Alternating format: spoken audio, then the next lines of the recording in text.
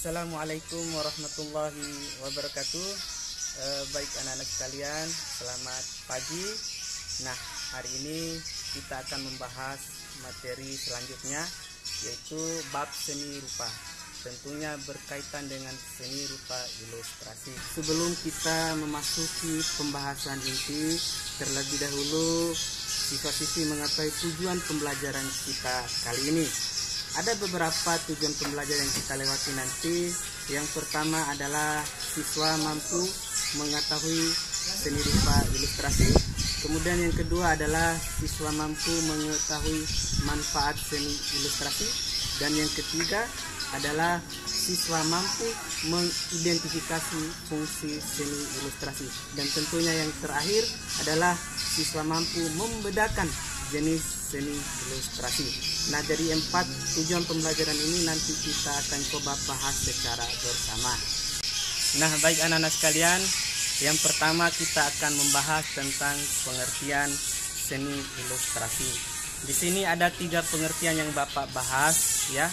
Yang pertama adalah menurut istilah atau terminologi, yaitu seni ilustrasi merupakan sebuah kata yang berasal dari bahasa Belanda, yaitu ilustrasi, yang berarti suatu hiasan dengan gambar atau gambar yang memiliki fungsi sebagai sarana untuk memperjelas kejadian. Kemudian yang kedua, seni ilustrasi menurut ahli merupakan menyatakan sebuah gambar yang melukiskan tujuan tertentu, seperti contohnya pesan cerpen. Kesimpulan dari beberapa pengertian di atas, yaitu ilustrasi adalah seni membuat gambar yang berfungsi memperjelas dan menerangkan naskah. Ilustrasi dipergunakan untuk menjelaskan pesan-pesan sehingga mempermudah dan mengingat konsep atau gagasan yang disampaikan melalui ilustrasi. Kemudian yang kedua anak-anak sekalian, kita akan membahas tentang manfaat seni ilustrasi. Nah, ada 3 manfaat seni ilustrasi yang Bapak bahas. Sebetulnya sangat banyak sekali, tapi Bapak menyederhanakan. Manfaat yang pertama adalah menarik perhatian pembaca.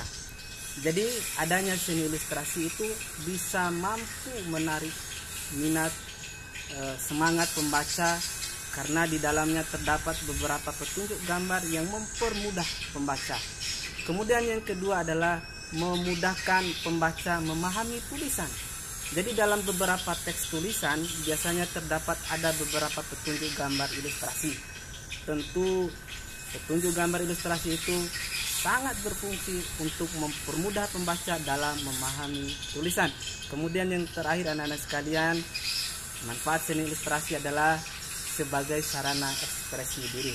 Bagi seorang seniman atau yang memiliki kemampuan dalam membuat karya seni ilustrasi, merupakan sebagai sarana ekspresi diri, ekspresi jiwa, kemudian dijewantahkan dalam bentuk karya ilustrasi.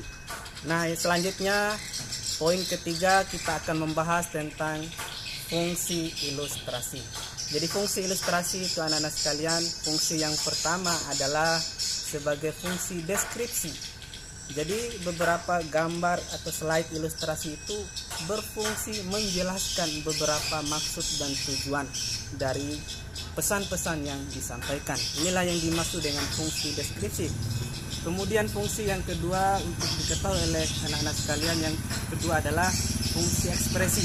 Sebagaimana Bapak sudah jelaskan tadi, seni ilustrasi ini bagi seniman yang memiliki kemampuan lebih, mereka membuat seni ilustrasi ini sebagai sarana mengekspresi jiwa raga atau mengekspresi kemampuan yang ada dalam diri mereka. Dan yang terakhir adalah fungsi ilustrasi adalah merupakan fungsi analisis. Apa yang dimaksud dengan fungsi analisis? Jadi di dalam seni ilustrasi itu ada beberapa yang bisa menjelaskan, menganalisis sesuatu. Misalnya dalam menganalisis gambar, misalnya dalam menganalisis data. Jadi semua data-data itu bisa dianalisis oleh konten ilustrasi seperti itu. Nah, baik anak-anak sekalian, yang terakhir atau yang keempat kita akan menjelaskan tentang jenis ilustrasi.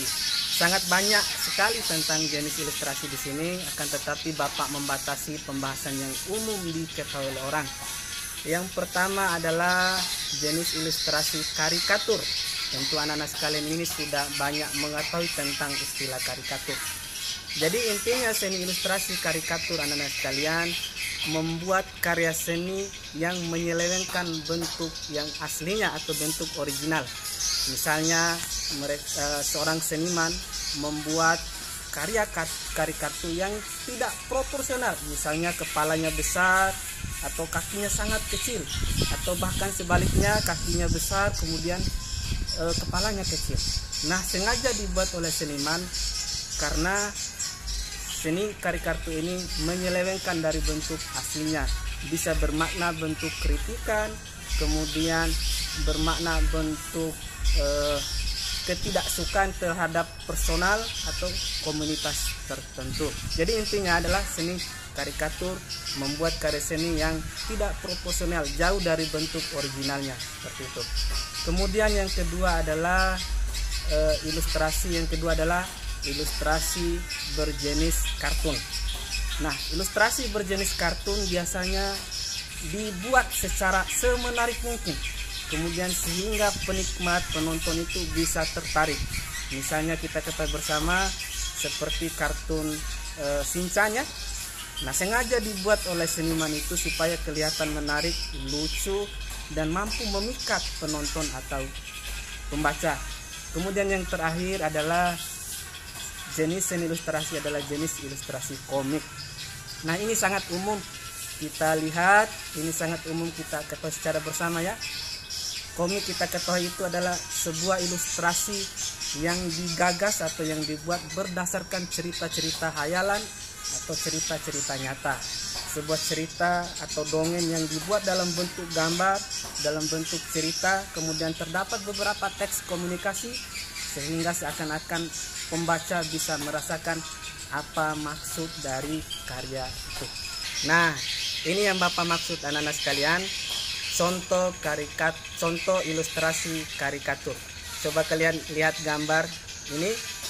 Nah, terdapat beberapa gambar karikatur yang di luar dari bentuk original atau tidak proporsional. Misalnya seperti kalian lihat ini, gambar kepala seorang manusia yang sangat besar, kemudian kakinya kecil dengan tulisan-tulisan yang lucu. Bisa jadi tulisan itu sebagai kritikan, kemudian tulisan-tulisan itu sebagai sindiran terhadap pesan-pesan yang ingin disampaikan oleh seniman.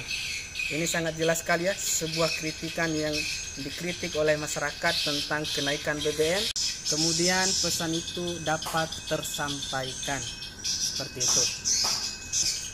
Nah, ini kalian lihat contoh yang kedua ya, yang terdapat di layar ini, yaitu dimana gambar ini adalah gambar kartun.